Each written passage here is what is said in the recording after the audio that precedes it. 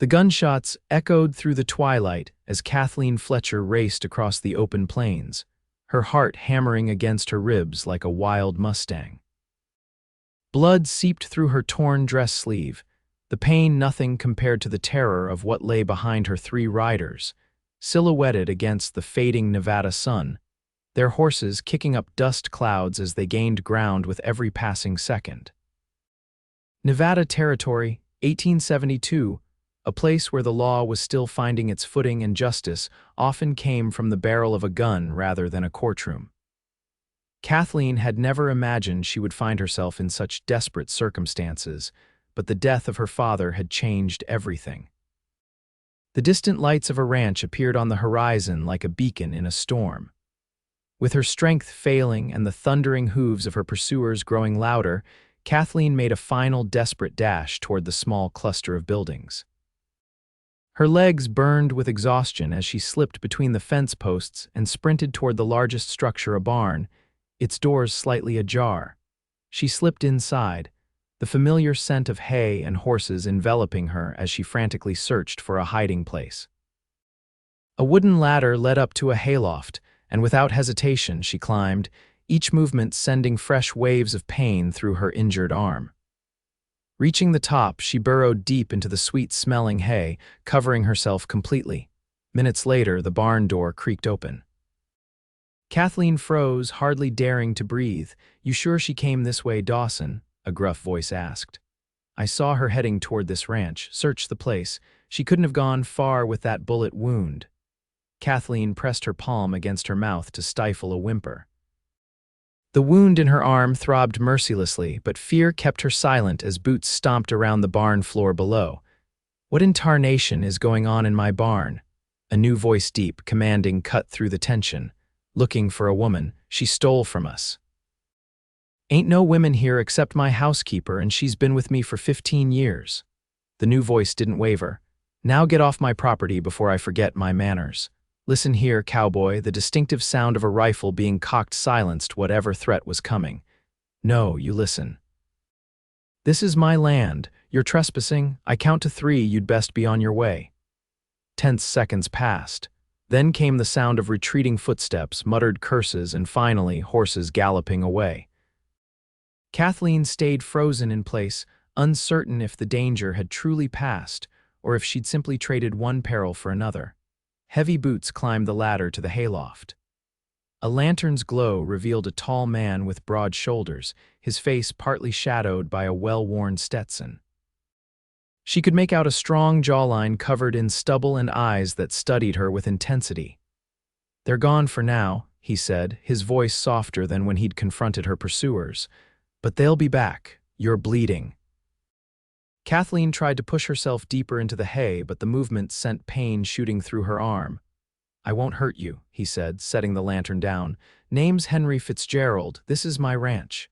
He reached out slowly, offering her a hand.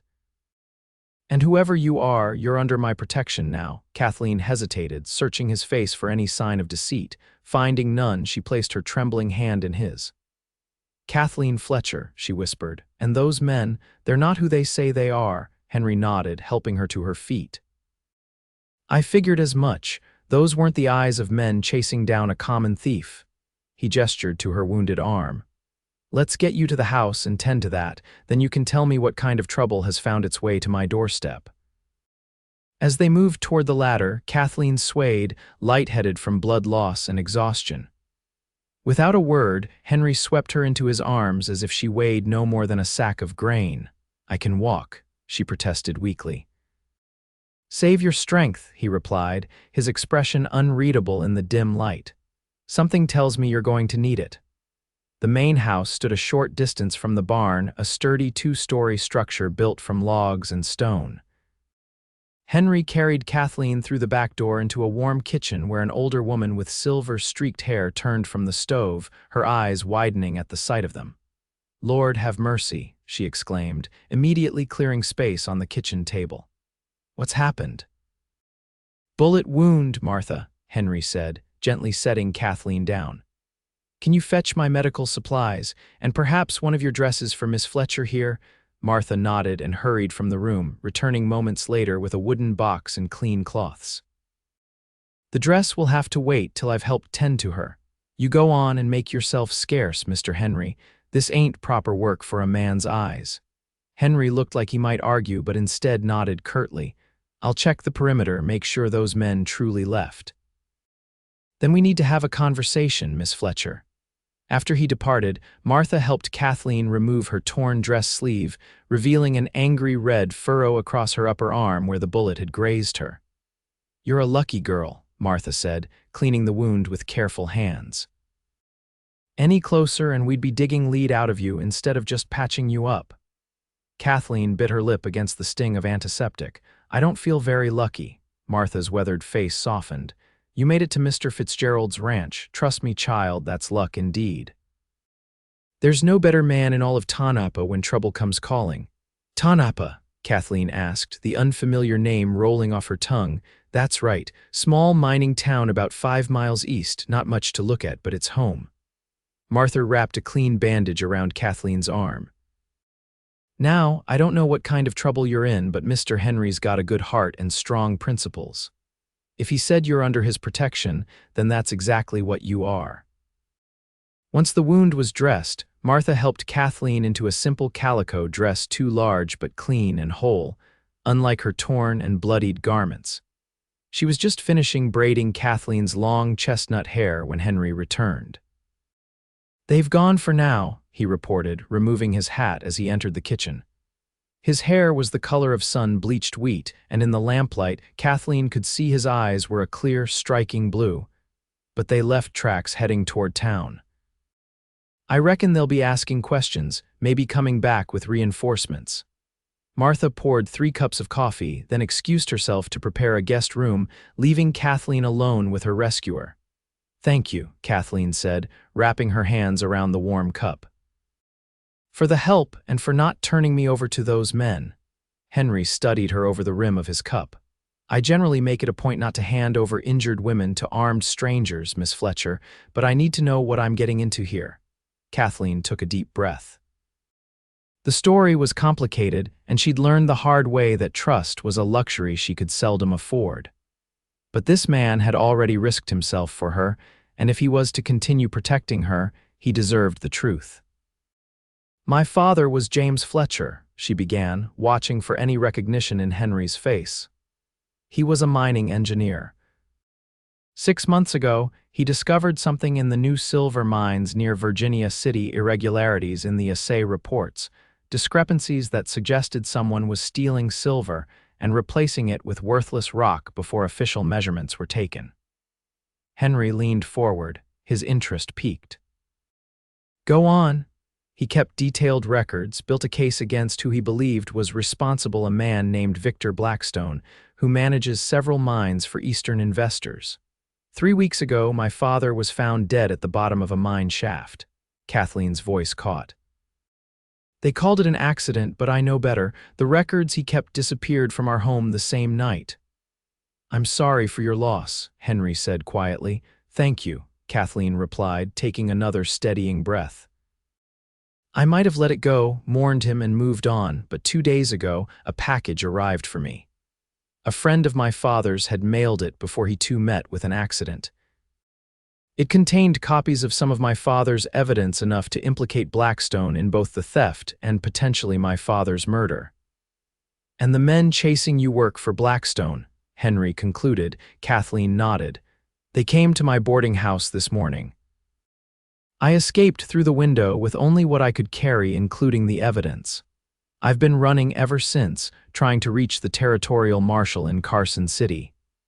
Henry sat back in his chair, his expression thoughtful.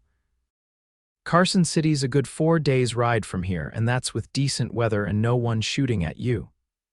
"I know it's asking a lot," Kathleen said, her eyes meeting his.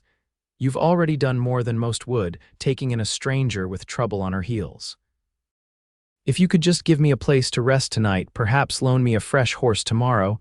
"I said you're under my protection," Henry interrupted, his tone leaving no room for argument. "That wasn't just talk to scare off those men.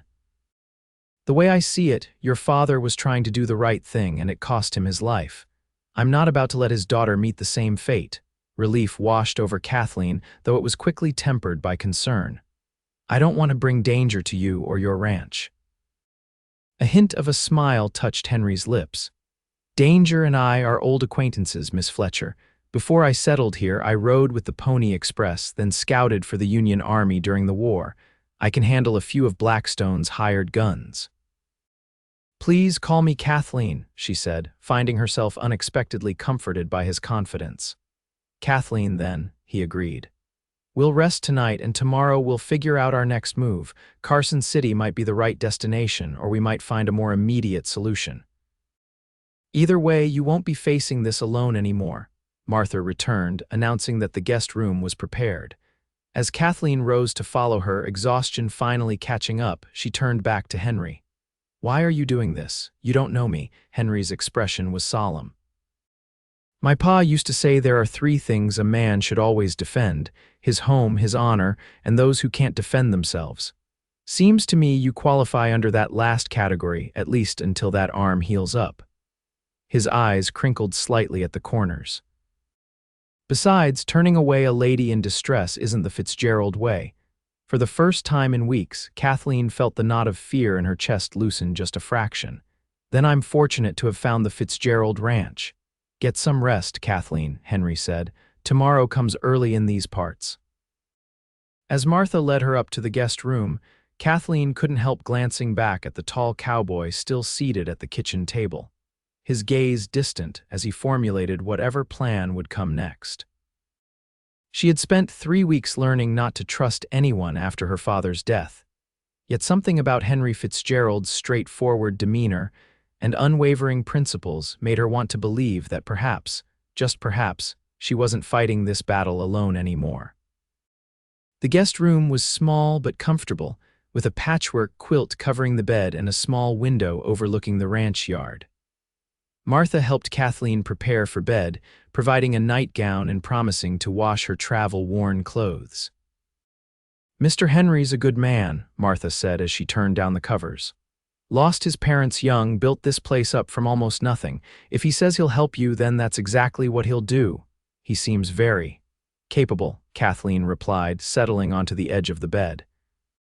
Martha smiled knowingly. That he is. Good night, Miss Kathleen, you're safe here. After Martha left, Kathleen crossed to the window, gazing out at the star-filled Nevada sky. In the distance, she could see Henry making one last round of the property, rifle in hand, vigilant even at this late hour.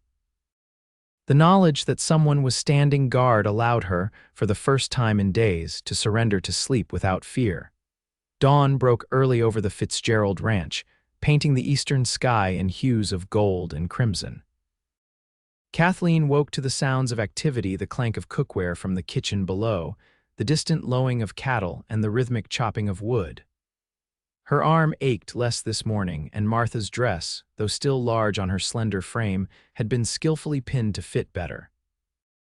When she made her way downstairs, she found Henry and another man younger, with similar features that marked him as family seated at the kitchen table while Martha served a hearty breakfast of eggs, bacon, and biscuits. Henry stood as she entered, a gesture of courtesy that felt like a relic from another time. Kathleen, this is my younger brother, Harold Fitzgerald. Hal, this is Miss Kathleen Fletcher. Harold, who appeared to be in his early 20s, offered a friendly smile. Pleasure, Miss Fletcher. Henry filled me in on your situation. Thank you for your hospitality, Kathleen replied, taking the seat Henry pulled out for her. I hope I'm not imposing too much on your family. Not at all, Harold assured her. Any enemy of Victor Blackstone is a friend of ours. Kathleen glanced between the brothers, noting the look they exchanged. You know of Blackstone, Henry nodded grimly. Let's just say your father wasn't the first to cross paths with him. Blackstone's been buying up mining claims all across the territory, sometimes by questionable means. 2 years ago, he tried to force us to sell a portion of our ranch that borders a promising silver vein. When Henry refused, Harold continued, our north pasture mysteriously caught fire and several of our best horses went missing. Nothing could be proven, of course.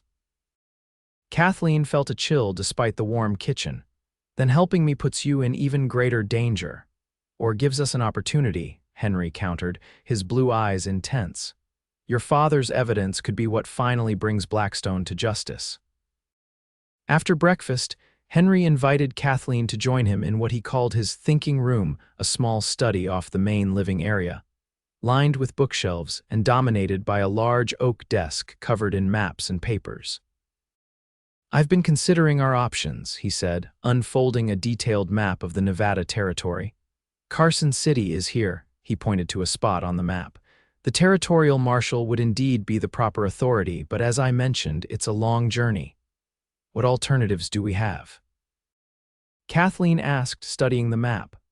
Tonopah has a sheriff, Jacob Mills. He's a good man, but his jurisdiction is limited and Blackstone has friends in high places. However, Henry traced a line on the map, there's a federal judge circuit through Silver Peak in 3 days, Judge Isaiah Parker.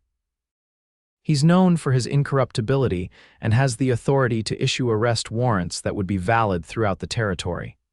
Kathleen considered this. Is Silver Peak closer than Carson City? 2 days' ride and the terrain is less challenging, Henry confirmed. My thought is to take your evidence there, present it to Judge Parker, and let federal marshals handle Blackstone. That sounds reasonable, Kathleen said, relief evident in her voice. But what about Blackstone's men? They know I'm in this area. Henry's expression hardened. That's why we're not staying put. I've asked Harold to spread word in town that he spotted a woman matching your description heading north toward Reese River. Meanwhile, you and I will head south toward Silver Peak, taking the less traveled mountain trails. You're coming with me. Kathleen couldn't hide her surprise. Of course, Henry replied matter-of-factly. I said you're under my protection. That doesn't end at my property line. But your ranch, Harold, and our ranch hands can manage for a few days. This isn't the first time I've had to leave on short notice. A smile flickered across his face. Besides, I know those mountain trails better than anyone. We'll travel faster and safer together. Kathleen felt a complex mix of gratitude and guilt. I don't know how I'll ever repay you for this, Mr. Fitzgerald. Henry, he corrected gently. And seeing justice done would be payment enough. Your father sounds like he was an honorable man. Men like that are becoming rare in these changing times. They spent the remainder of the morning preparing for their journey. Henry selected his most reliable horses, a sturdy chestnut gelding named Rusty for himself, and a gentle, but fleet-footed mare called Penny for Kathleen. Martha packed provisions while Harold prepared extra ammunition. By midday, they were ready to depart. Kathleen had changed into more practical attire: trousers, a shirt, and a jacket borrowed from Harold's wardrobe from when he was younger, along with a wide-brimmed hat to shield her face from both sun and potential recognition. You look like a proper cowhand, Henry commented as he adjusted Penny's saddle for her. That'll serve us well if we encounter strangers on the trail. It's not my first time in men's clothing, Kathleen admitted. My father often took me with him to mining sites. He said dresses were impractical for climbing around rock faces. Henry's eyebrows rose slightly. Your father sounds like he was ahead of his time. He believed women were capable of more than society generally allows, Kathleen said, a sad smile touching her lips. He taught me geology, mathematics, even how to use a sextant, said education shouldn't be limited by gender.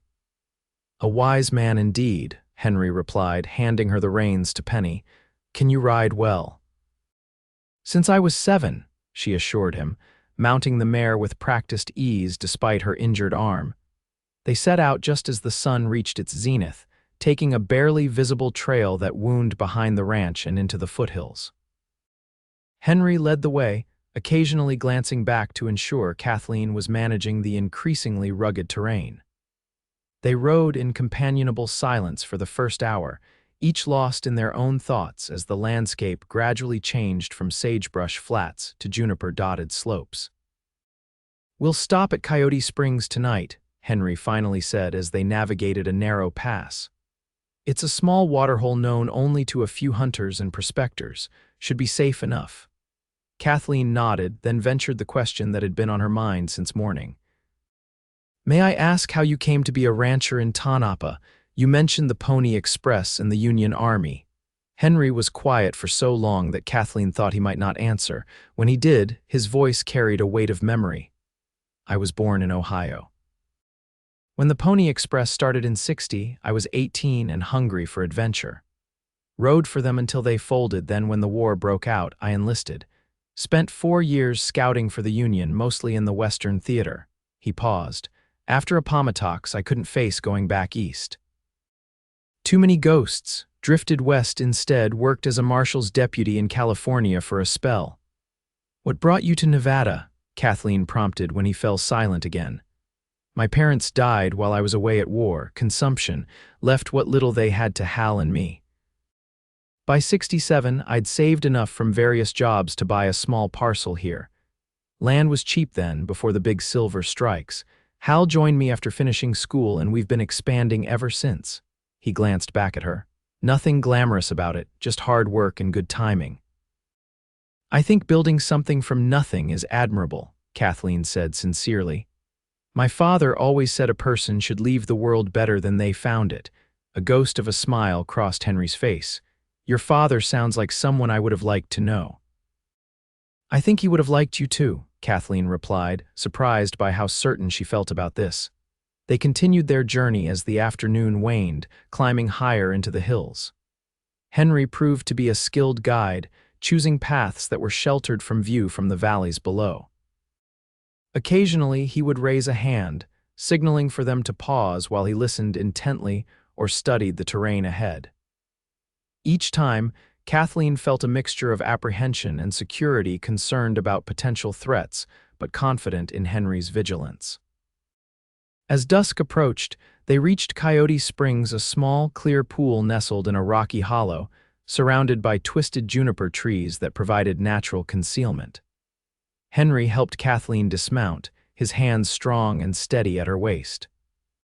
The brief contact sent an unexpected warmth through her that had nothing to do with the exertion of riding. We'll make a cold camp tonight, Henry said, apparently oblivious to her momentary discomfiture. No fire, can't risk the smoke being spotted. They tended to the horses first. Then Henry laid out their bedrolls while Kathleen unpacked the food Martha had prepared: jerky, hard bread, dried fruit, and canteens of water supplemented by the fresh spring. As they ate their simple meal in the gathering darkness, Kathleen found herself studying her companion. In the fading light, his features seemed carved from the same rugged stone as the surrounding landscape, strong, weathered, enduring. Yet there was a gentleness in his movements as he shared their provisions, a consideration that belied his frontier demeanor. "May I ask you something personal?" she ventured after they had finished eating. Henry looked up, surprise briefly crossing his face. "You can ask." "Can't promise I'll answer. A ranch like yours, as successful as it seems, most men would have a wife, children, yet you don't." Kathleen immediately regretted her boldness. "I'm sorry, that's far too forward of me." To her relief, Henry didn't seem offended. "It's a fair question," he said, leaning back against a sun-warmed boulder. "I came close once, back in '68. Her name was Rebecca, daughter of a shopkeeper in Tonopah." "What happened?" Kathleen asked softly when he didn't continue. Henry's eyes took on a distant look. "The mountain winters can be harsh here. There was an outbreak of influenza. Rebecca was helping care for the sick. He cleared his throat. She didn't survive the epidemic." "I'm so sorry," Kathleen said, instinctively reaching out to touch his arm. Henry glanced down at her hand, then back to her face, his expression softening. "It was a long time ago. Since then, well, ranching keeps a man busy, and Hal keeps me on my toes." A hint of a smile. "What about you? No husband waiting somewhere, worried sick about your disappearance?" Kathleen shook her head. "My father's work kept us moving frequently, makes it difficult to form lasting attachments. There was a mining engineer's son in Colorado a few years back, but..." She shrugged. "His vision of marriage involved me abandoning my interests in geology and becoming a proper society wife. My father encouraged me to decline his proposal." "Your father sounds wiser by the minute," Henry remarked. They fell into silence, the only sounds the soft nickering of the horses and the chirp of insects. Above them, stars emerged in a dazzling display that only the clear desert air could provide. "We should get some rest," Henry eventually said, rising to check on the horses once more. "We have a long ride tomorrow, and we need to be moving before dawn." He arranged their bedrolls on opposite sides of a large boulder close enough for safety but maintaining propriety. As Kathleen settled in, wrapping herself in the wool blanket against the desert night's chill, Henry's voice came quietly from the other side of the rock. "Kathleen, yes, I want you to know, whatever happens, I intend to see this through. Your father will get justice." In the darkness, Kathleen blinked back unexpected tears. "Thank you, Henry. That means more than I can say." Sleep came easier than she expected, the exhaustion of the day's ride and the strange comfort of Henry's presence nearby lulling her into a dreamless rest. She woke once in the night to find him sitting alert, rifle across his lap, scanning the moonlit landscape with patient vigilance. Their eyes met briefly, and he nodded reassuringly before she drifted back to sleep. Morning came all too soon, the pre-dawn chill rousing them from their brief rest. They ate quickly, packed efficiently, and were mounted as the first gray light of dawn seeped into the sky. Henry seemed more cautious today, frequently stopping to study their back trail or consult his compass. "Is something wrong?" Kathleen finally asked after one such pause. Henry's expression was grim. "Not sure, thought I saw dust on the ridge behind us earlier. Could be nothing, wild horses, perhaps, but we should pick up the pace." They pushed harder through the morning, taking more difficult trails that climbed steeply through rocky terrain. Kathleen's arm throbbed from the constant need to balance and adjust in the saddle, but she kept pace without complaint. By midday, they had reached a high pass that offered a panoramic view of the valleys below. Henry dismounted, pulling out a small brass spyglass from his saddlebag. He scanned the horizon carefully, his body tensing as he focused on something in the distance. "Riders," he said tersely. "5 of them following our trail. They're good, better than Blackstone's usual hired guns." Kathleen felt her mouth go dry. "How far behind?" 2, maybe 3 hours.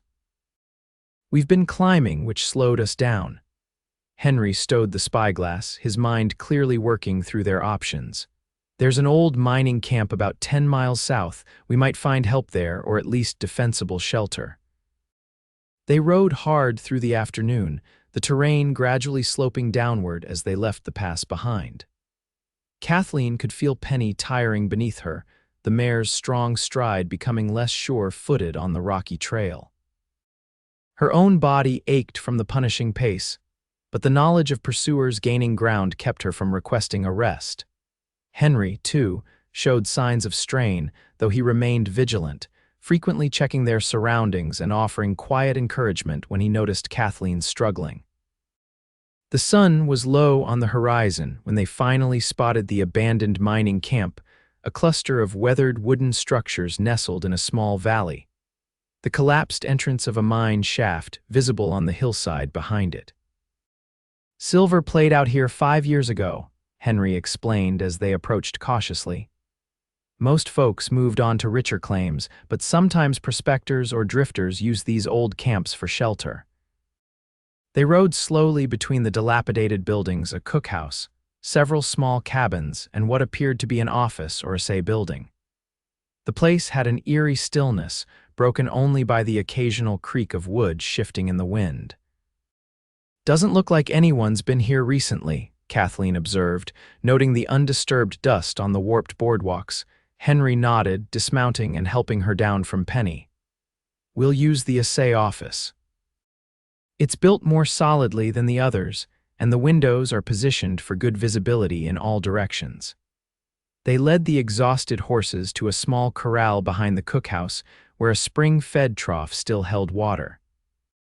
After unsaddling and tending to the animals, Henry retrieved their supplies and led Kathleen to the assay office. The interior was musty but intact. A large desk dominated one wall, shelves of dusty record books and mineral samples lined another, and a pot-bellied stove stood cold in the corner. Henry quickly secured the door and checked the windows. "We'll risk a small fire," he decided, noting Kathleen's shivering. The mountain evening had brought a penetrating chill. The stovepipe's intact and there's still wood stacked beside it. As Henry worked to start the fire, Kathleen examined her surroundings more carefully.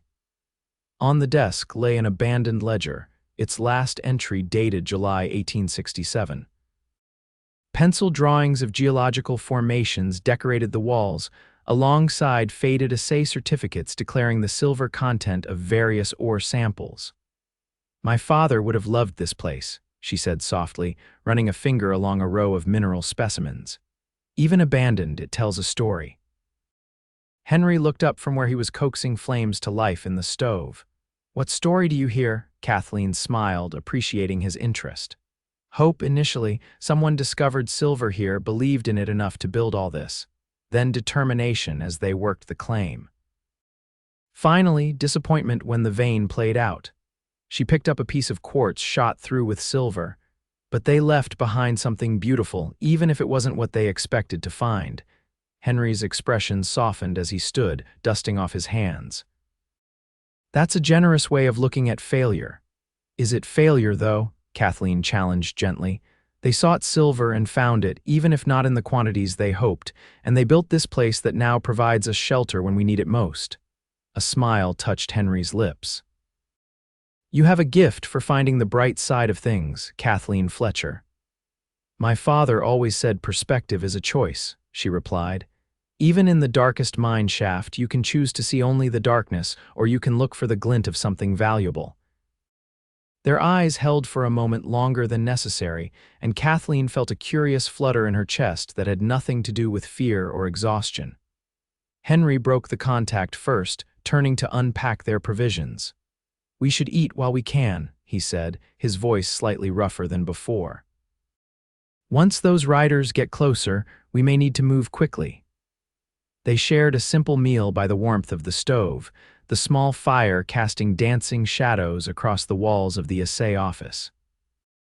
Outside, the wind had picked up, whistling through the gaps in the weathered building and rattling the loose boards of neighboring structures.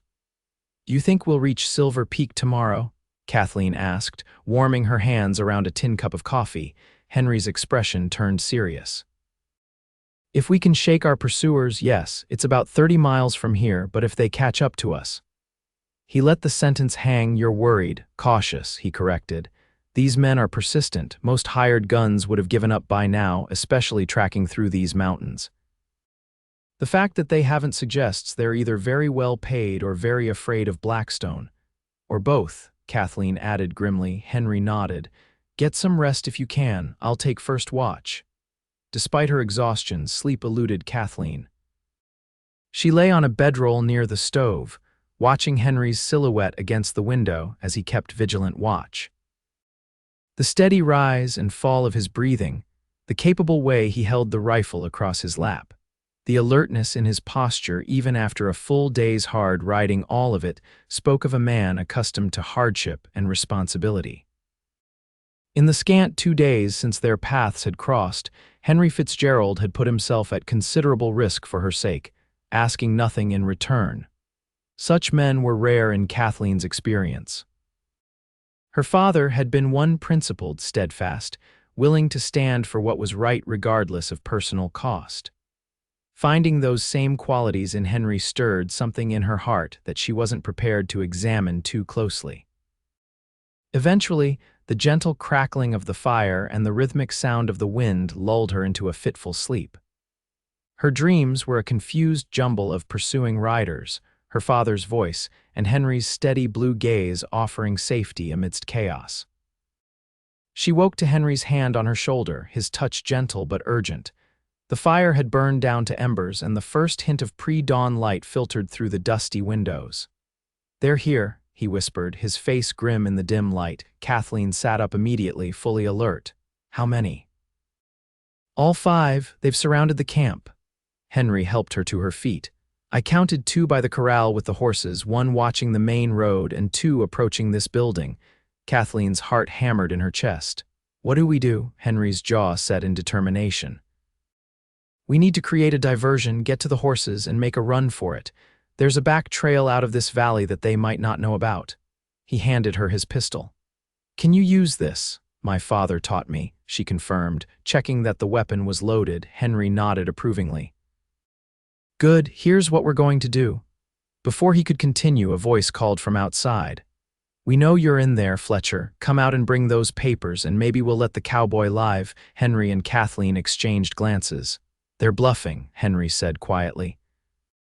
If they wanted to storm the place, they'd have done it already. They're not sure of our position or armament. What's the plan? Kathleen whispered. The cookhouse has a back exit that leads straight to the corral. I'm going to create a distraction at the front of this building. When you hear it, slip out the back window, make your way to the cookhouse, then to the horses. Henry's eyes were intense. If something happens to me, don't wait. Ride for Silver Peak. Ask for Judge Parker. I'm not leaving without you, Kathleen protested. Henry's expression softened momentarily. Stubborn woman, he murmured, almost to himself. Then, more firmly, fine, but if I tell you to run, you run. Understood, Kathleen nodded reluctantly. Last chance, Fletcher, the voice outside called again. We're coming in on the count of 3. Henry moved silently to a position beside the front window, motioning for Kathleen to get ready by the back window. From his saddlebag, he withdrew something Kathleen didn't immediately recognize, a bundle of dynamite sticks with a short fuse. Mining camp, he explained with a grim smile. Always have blasting supplies. This is just enough to create confusion, not damage. 1, the voice outside shouted. Henry struck a match. 2, he lit the short fuse, waiting until it sparked steadily. 3. With a powerful throw, Henry hurled the dynamite bundle through the window, then dove to the floor beside Kathleen as shots rang out. The explosion wasn't massive, but in the pre-dawn stillness, it was startling enough. Shouts of confusion and pain told them the diversion had worked. Without hesitation, Henry helped Kathleen through the back window, then followed her out into the gray morning light. They crouched low, darting between buildings toward the cookhouse. Gunshots continued at the front of the assay office, the men apparently believing they were still inside. They reached the cookhouse unseen, slipping through its weather-beaten door. As Henry had described, a back exit led toward the corral. Through a grimy window, Kathleen could see the 2 guards by the horses, both now alert and moving toward the commotion at the assay office. Now's our chance, Henry whispered, easing the back door open. They moved swiftly but cautiously toward the corral. The horses were nervous from the gunfire and explosion, but responded to Henry's low, soothing whistle. As they reached the gate, however, a shout went up. There they are. By the horses, Henry pushed Kathleen behind him as bullets splintered the wood of the corral. Get to Penny, he ordered, raising his rifle to return fire. Kathleen dashed toward the horses, grabbing Penny's reins. The mare danced nervously but allowed Kathleen to pull herself into the saddle. Henry continued firing, providing cover as he backed toward Rusty. A cry of pain told Kathleen one of his shots had found its mark. 2 down, 3 still active, she calculated, remembering her father's lessons about assessing situations clearly even in danger. Henry swung onto Rusty's back in one fluid motion. Ride, he commanded, spurring his horse toward a narrow trail that led up the back of the valley. Kathleen followed, bent low over Penny's neck as bullets whizzed past. The mare responded gallantly, her hooves finding purchase on the rocky trail as they climbed away from the mining camp. Behind them, shouts and more gunfire indicated their pursuers were not giving up. The trail wound steeply upward, offering occasional cover from juniper trees and rock formations.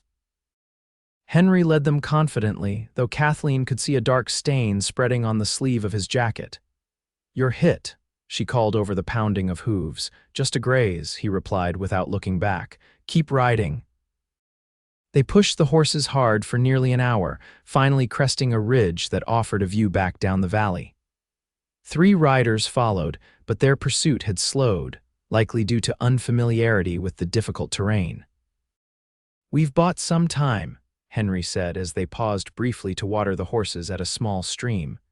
But they're persistent. Kathleen dismounted to examine his arm.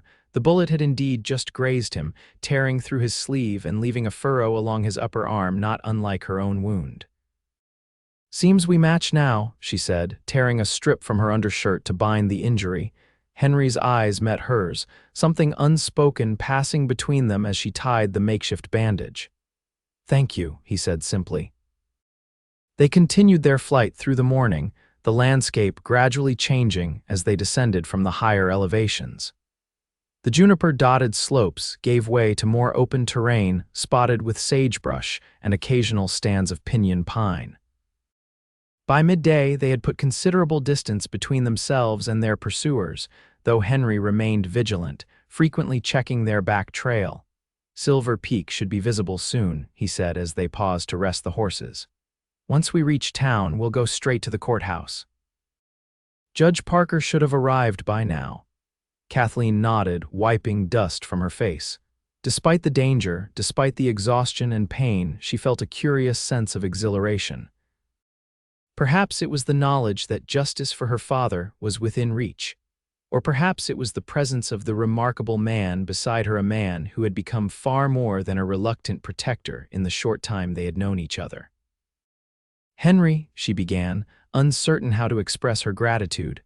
"No matter what happens in Silver Peak, I want you to know," the crack of a rifle shot cut off her words, the bullet striking a rock just inches from where they stood. Henry reacted instantly, pulling her down behind a large boulder as more shots followed. "Damnation," he muttered, peering cautiously around the edge of their shelter.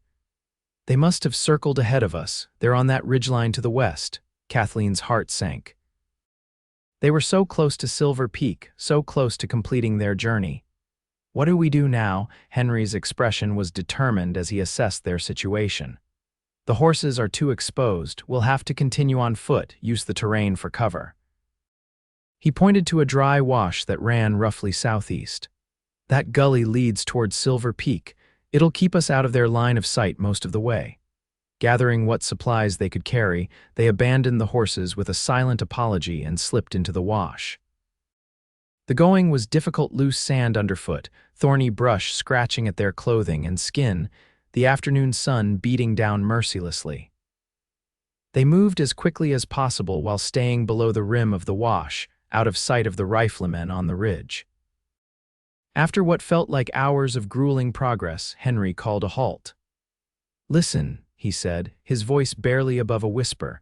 Kathleen strained her ears and caught the faint sounds of civilization, a hammer striking metal, distant voices, the bark of a dog. They had reached the outskirts of Silver Peak. "We made it," she breathed, a wave of relief washing over her. Henry's smile was weary but genuine. "Not quite. We still need to reach the courthouse without being seen by Blackstone's men. They'll be watching the main streets." They continued along the wash until it veered away from town, then cautiously climbed out, using a stand of cottonwood trees for cover. Silver Peak spread before them, a modest but bustling mining town with wooden buildings lining a main street, the courthouse standing prominently at its center. "Stay close," Henry murmured, guiding her toward the back of the nearest buildings. They moved stealthily through rear alleys and between structures, avoiding the busy main thoroughfare.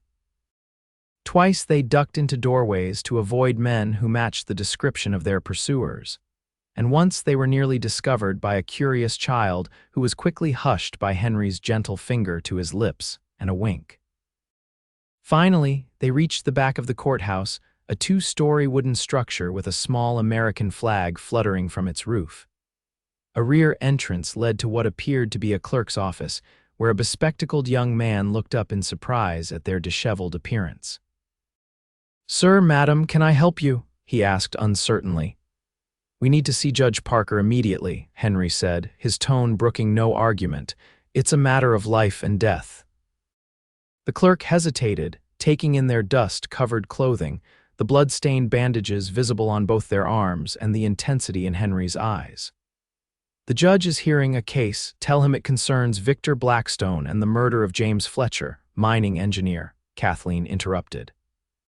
"Tell him we have evidence of fraud and murder that cannot wait." The name Blackstone clearly registered with the clerk, whose eyes widened. "Wait here," he said, hurrying through an inner door. Minutes later, the door reopened to reveal a distinguished-looking man in judicial robes, tall, with silver hair and piercing dark eyes that missed nothing as they swept over the bedraggled pair. I'm Judge Isaiah Parker, he said, his voice deep and authoritative. I understand you have information regarding Victor Blackstone. Kathleen stepped forward, withdrawing the precious documents from where she had kept them secure inside her shirt. Your Honor, my name is Kathleen Fletcher. My father, James Fletcher, was murdered for discovering these discrepancies in Blackstone's mining operations. We've ridden 2 days through the mountains with his men pursuing us to bring you this evidence. Judge Parker accepted the papers, his expression grave as he glanced through them. These are serious allegations, Miss Fletcher, and who is your companion? Henry Fitzgerald, Your Honor, rancher from Tanapa. Miss Fletcher sought refuge at my property while fleeing Blackstone's men. I've been assisting her reach you safely. The judge studied Henry for a moment, then nodded as if coming to a decision.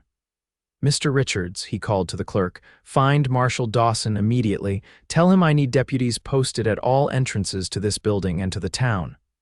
To Henry and Kathleen, he said, come with me. You'll give your statements while I review these documents properly. As they followed Judge Parker into his chambers, Kathleen felt Henry's hand brush against hers, a brief, reassuring touch that communicated more than words could. They had made it. Against considerable odds, they had reached Silver Peak and placed the evidence in the hands of justice. The next hours passed in a blur of activity. They provided detailed statements to Judge Parker, who listened with increasing concern as the full extent of Blackstone's operations became clear. The evidence Kathleen had brought, combined with her father's meticulous notes on dates, locations, and discrepancies, painted a damning picture of systematic fraud, theft, and ultimately murder to cover up the crimes. By evening, Judge Parker had issued warrants for the arrest of Victor Blackstone and several of his associates. Marshal Dawson and his deputies had apprehended 3 of the men who had pursued them, finding them in town, watching the main roads as Henry had predicted. The other 2, including the leader, had apparently fled when they realized their quarry had reached the courthouse. You'll both need to remain in Silver Peak for the time being, Judge Parker informed them as they concluded their statements. Until Blackstone is apprehended, you're still in danger. I've arranged rooms for you at the Silver Eagle Hotel under guard. Thank you, Your Honor, Henry said, the weariness of their ordeal finally showing in his voice. We appreciate your swift action. The judge's stern countenance softened slightly. No, Mr. Fitzgerald, it is I who should thank you. Few men would have risked what you did for justice and to protect Miss Fletcher. The territory needs more men of your caliber. At the Silver Eagle Hotel, a modest but clean establishment on Silver Peak's Main Street, they were given adjacent rooms with a deputy posted in the hallway. A local doctor was summoned to properly treat their wounds, and the hotel's proprietor arranged hot baths and meals to be sent up. Clean, fed, and with her injury properly dressed, Kathleen found herself standing at the window of her room, gazing out at the twinkling lights of Silver Peak as night fell. A soft knock at the connecting door roused her from her thoughts. "May I come in?" Henry's voice called. "Of course," she replied, turning as he entered. He had cleaned up as well, his hair still damp from bathing, wearing a fresh shirt provided by the hotel. Without the dust of the trail and the tension of pursuit, he looked younger, though no less formidable. "I wanted to check on you," he said, his gaze sweeping over her as if assuring himself she was truly well. "How's the arm?" "Better. The doctor says it's healing nicely." Kathleen gestured for him to sit in one of the room's 2 chairs. "And yours, just a scratch, as I said." Henry settled into the chair, his large frame making the furniture seem somehow smaller. "Marshal Dawson brought news while you were resting. They've telegraphed to Carson City and Virginia City about Blackstone. Every lawman in the territory will be looking for him." "Good," Kathleen said, taking the seat opposite him, "though it doesn't bring my father back." "No," Henry agreed softly, "but it honors his memory and his principles. He was trying to do what was right. Thanks to you, his efforts weren't in vain." "Thanks to us," Kathleen corrected.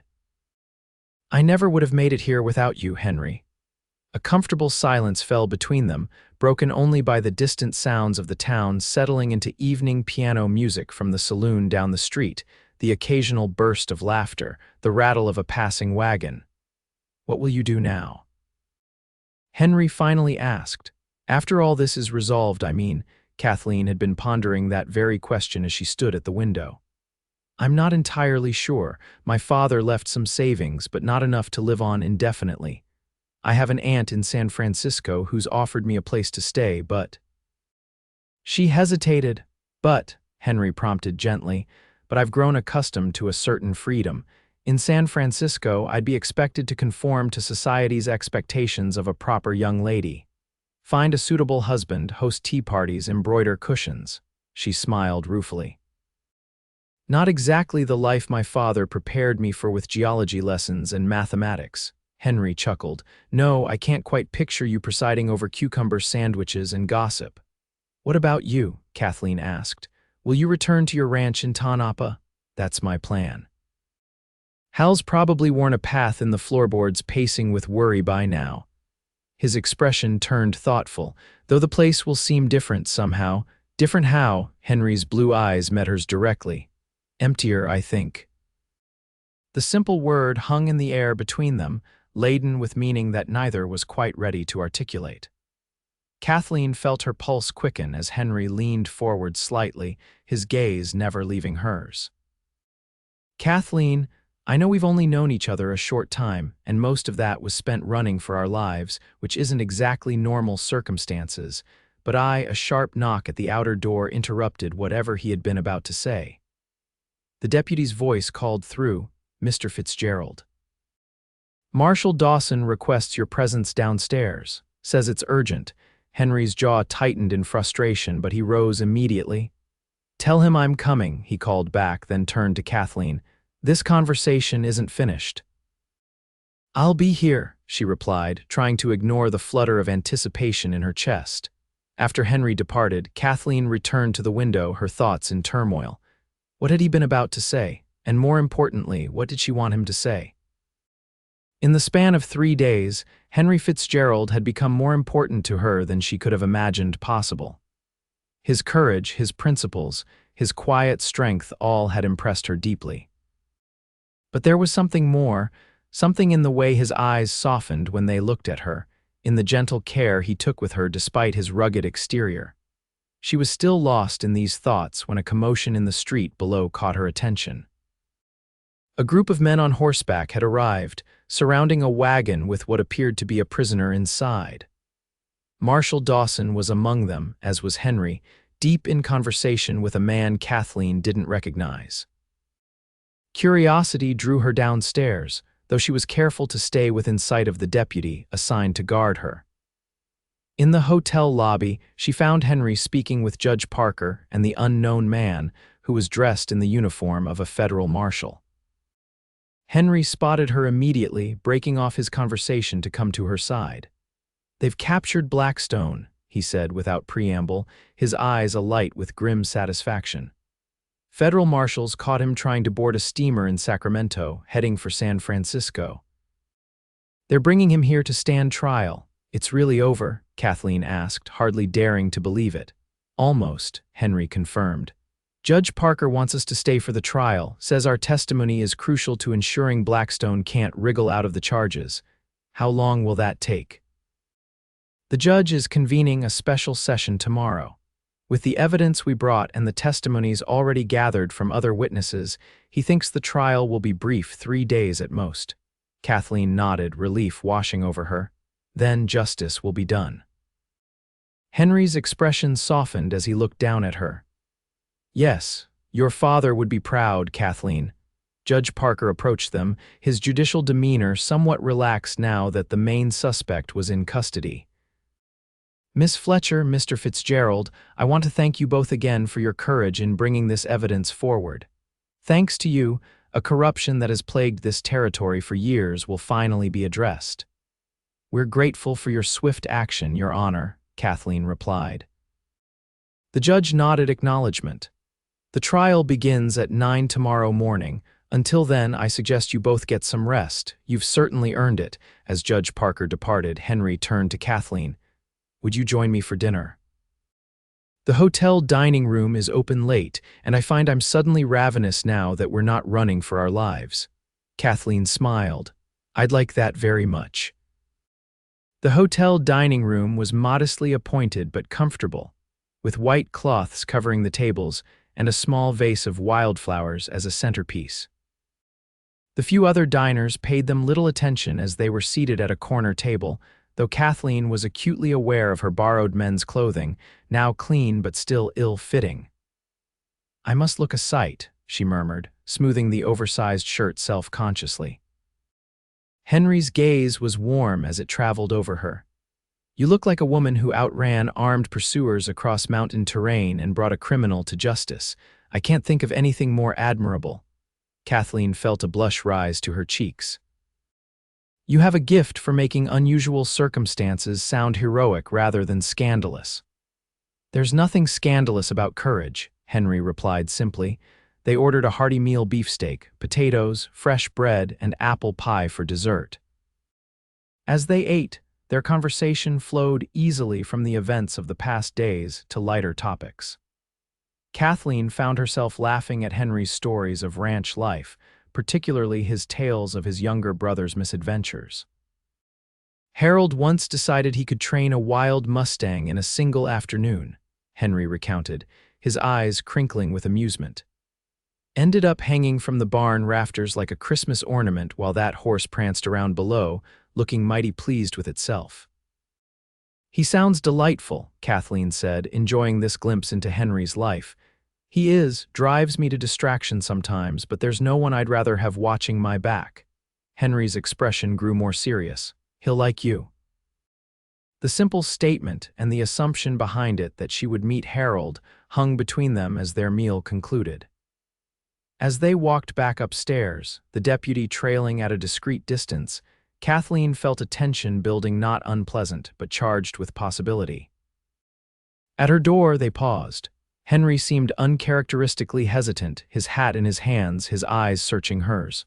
Earlier, before the marshal interrupted, he began, his deep voice softer than usual. I was trying to say something important. Kathleen's heart quickened. Yes. I know this might seem sudden or even inappropriate given all that's happened, but... He took a deep breath.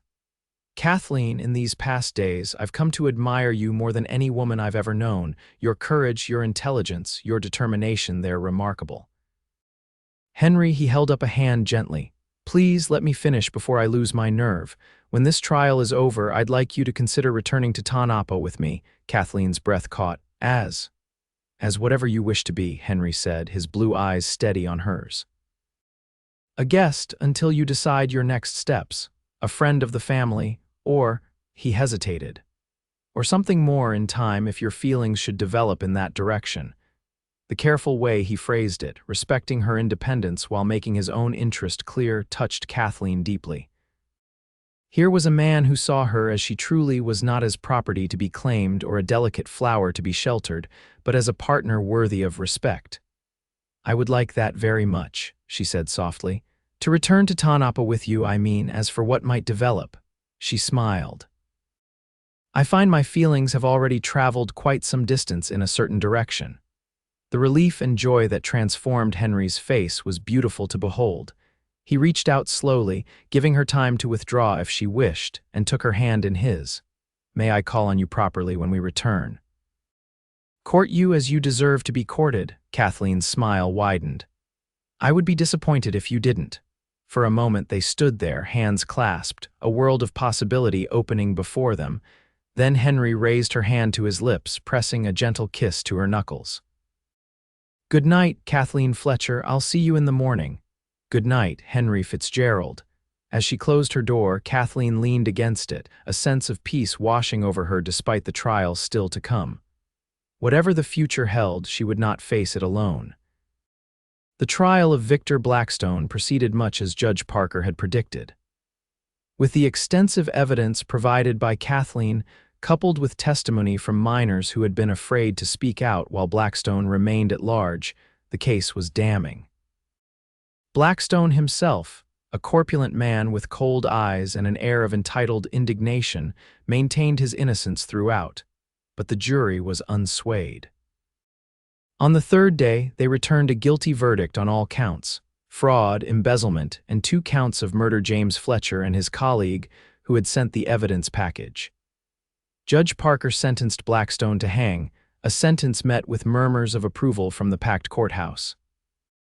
As they left the courthouse for the final time, Kathleen felt a weight lift from her shoulders. "It's truly over," she said, blinking in the bright sunlight. "Father can rest in peace now." Henry squeezed her hand gently. "Yes, he can, and you can begin to look forward rather than back." They departed Silver Peak the following morning, this time traveling at a more leisurely pace on horses provided by the grateful town council. The journey back to Tonopah took 2 days, during which their bond deepened through conversation and shared moments of quiet companionship. Henry spoke of his dreams for the ranch, while Kathleen shared stories of her childhood travels with her father. They discovered mutual interests in literature and astronomy, and a shared love of the wild, untamed landscape around them. As they crested the final hill overlooking the Fitzgerald ranch, Kathleen felt a surprising sense of homecoming. The sprawling property looked different now, not simply a haven she had stumbled upon in desperate flight, but a place of possibility. Harold spotted them first, racing out from the barn with a whoop of joy. "Henry, Miss Fletcher, you're alive." Henry dismounted, clapping his brother in a hearty embrace. "Of course we're alive. Takes more than a few hired guns to put a Fitzgerald down." Martha emerged from the house, wiping her hands on her apron, her face wreathed in smiles. "Thank the Lord, we've been half out of our minds with worry." That evening, after baths and a celebratory dinner during which Henry and Kathleen recounted their adventure, the family gathered in the living room. Harold entertained them with tales of what had transpired in their absence, including his successful spreading of false information about Kathleen's whereabouts, which had initially sent several of Blackstone's men on a wild goose chase northward. As the evening waned, Harold and Martha discreetly retired, leaving Henry and Kathleen alone by the fireplace. For a time, they sat in comfortable silence, watching the flames dance. "I spoke with Hal while you were freshening up," Henry finally said. "Told him about my intention to court you properly." Kathleen turned to him, curious. "And what did he say?" A smile tugged at Henry's lips. "Said it was about time I found a woman who could match me for stubbornness and courage. Then he asked if he could have my room if we eventually marry, since it's bigger than his." Kathleen laughed, the sound bright in the quiet room. "I think I'm going to like being part of this family." "Is that what you want?" Henry asked, his voice growing serious. "To be part of this family?" "This life?" Kathleen considered the question carefully. "When my father died, I thought I'd lost everything, not just him, but my purpose, my place in the world. These past weeks, I've been focused solely on bringing his killers to justice." She looked around the comfortable room, then back to Henry's expectant face. "But here with you, I can see a future again, not just existing, but living, building something meaningful." Henry reached for her hand, entwining their fingers. "The life I'm offering isn't easy.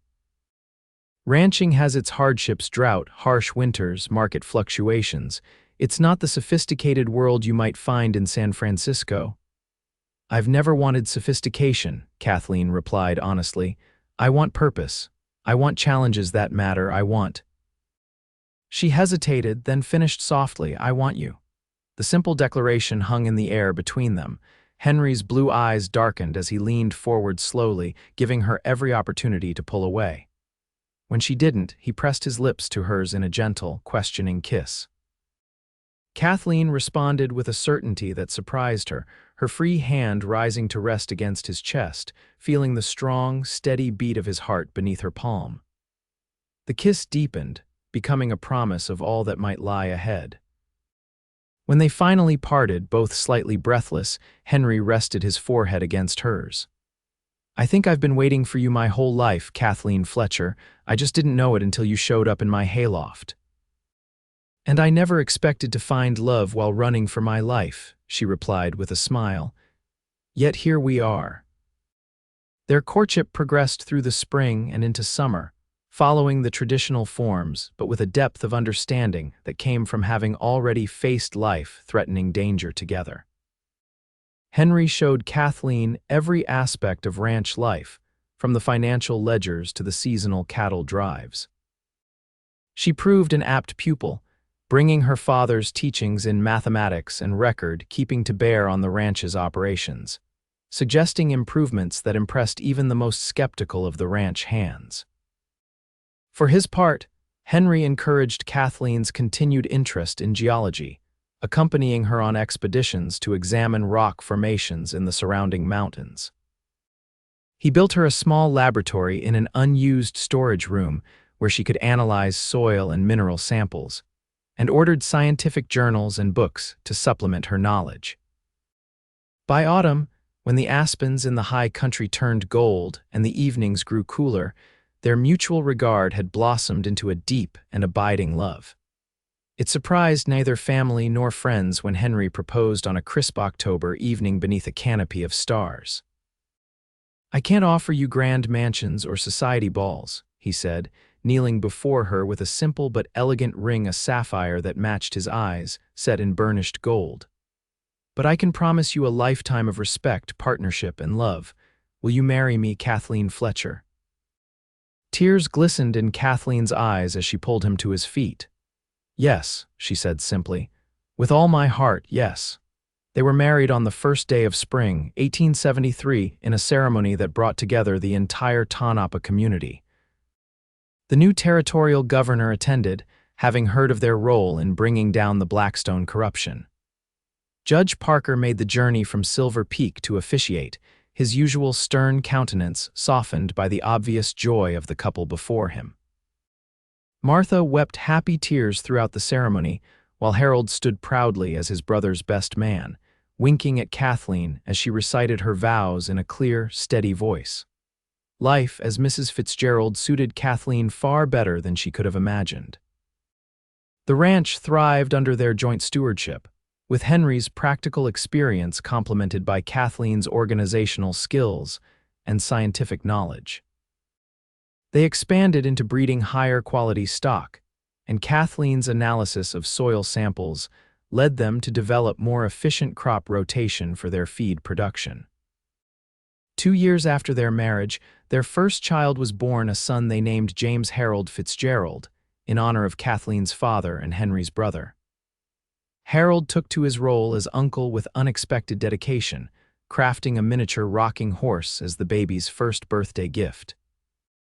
As the territory grew and evolved toward statehood, the Fitzgerald Ranch became known not only for its excellent cattle, but as a place of innovation and forward thinking.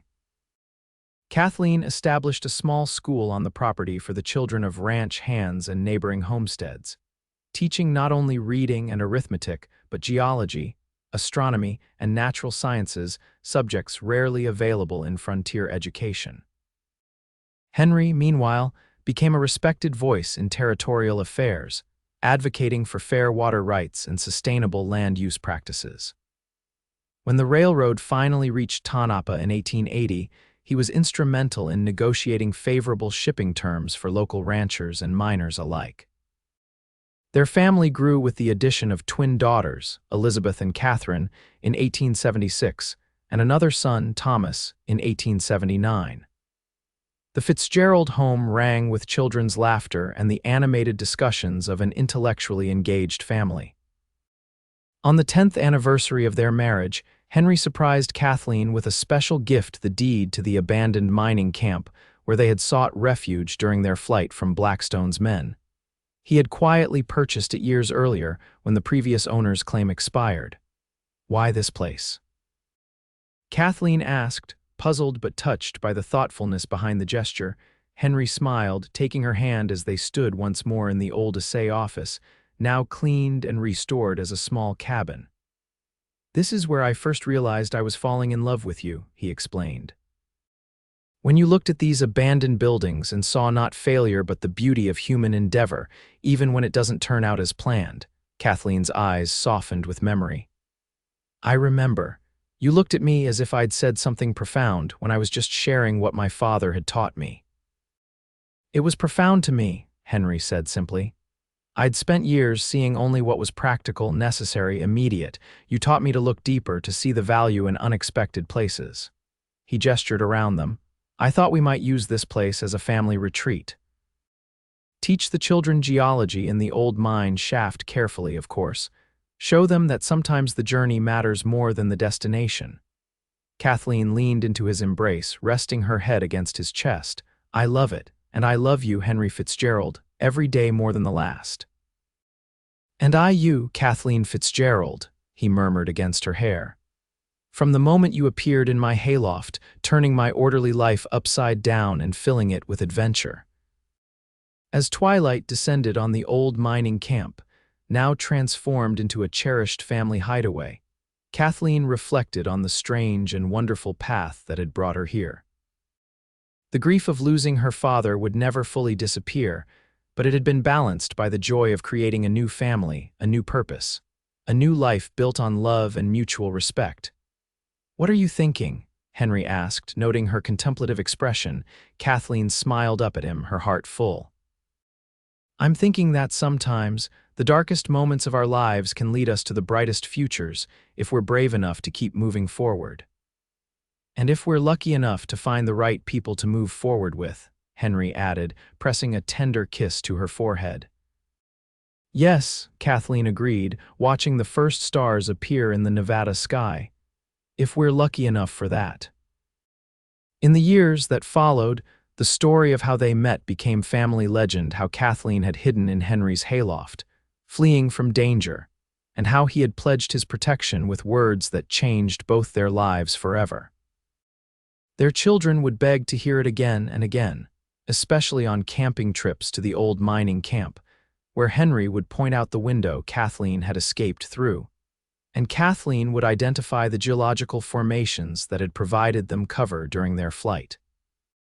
The Fitzgerald Ranch continued to prosper as Nevada grew from territory to state, its reputation for innovation and integrity reflecting the principles of its owners.